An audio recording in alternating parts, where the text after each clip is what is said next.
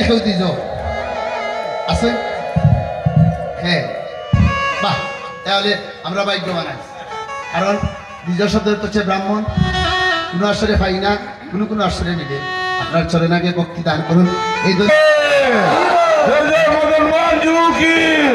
মহাজন বলছে দ্বিজ বেদ